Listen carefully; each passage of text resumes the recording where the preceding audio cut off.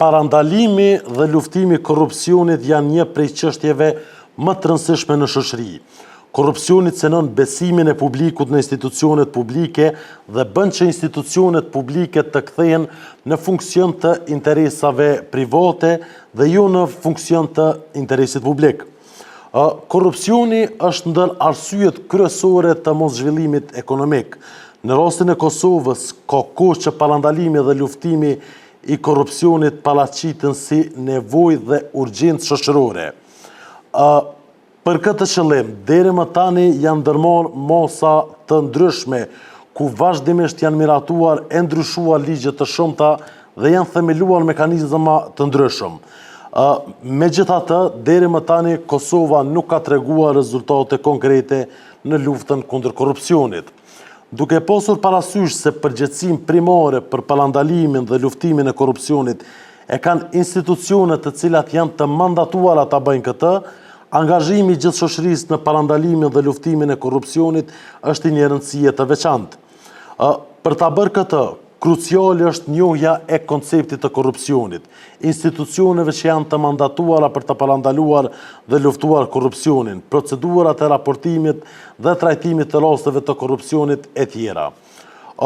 Ky model trajnimi ka për synim dhënien e sqarimeve lidhur me tema të ndryshme që kanë të bëjnë me parandalimin dhe luftimin e korrupsionit. Duke filluar me definimet bazike në lidhje me korrupsionin, ky model trajton edhe mekanizmat kundër korrupsionit në Kosovë dhe mënyrat, masat adekuate që duhet ndërmarrë me qëllim të parandalimit dhe luftimit të korrupsionit. Njëra prej masave të fuqishme për parandalimin e korrupsionit është sinjalizimi. Të punësuarit në sektorin publik dhe privat shpesh kanë informacione të rëndësishme se një shkelje ka ndodhur, është duke ndodhur apo mund të ndodhë. Raportimi i këtyre informacioneve është një rëndësie të veçantë për parandalimin dhe luftimin e korrupsionit. Megjithatë, për shkak të rrezikut të hakmarrjes, për shkak të këtij raportimi, të punësuarit mund të hezitojnë të raportojnë. Me qëllim të mbrojtjes së sinjalizuesve nga veprimet hakmarrëse, për shkak të sinjalizimit të bërë, Kosova ka miratuar ligjin për mbrojtjen e sinjalizuesve. Me qëllim të shfrytëzimit adekuat të mbrojtjes që ofron ky ligj, njohja me të është e një rëndësie të veçantë. Ky model ofron sqarime detajuese në lidhje me kuptimin e procedurës së sinjalizimit, mbrojtjes që u ofrohen sinjalizuesve dhe procedurës së realizimit për realizimin e mbrojtjes së ofruar me ligj. Në anën tjetër, parandalimi i konfliktit të interesit në ushtrimin e funksionit publik është mos e rëndësishme për ruajtjen e integritetit të institucioneve publike. Kjo në atë mënyrë që të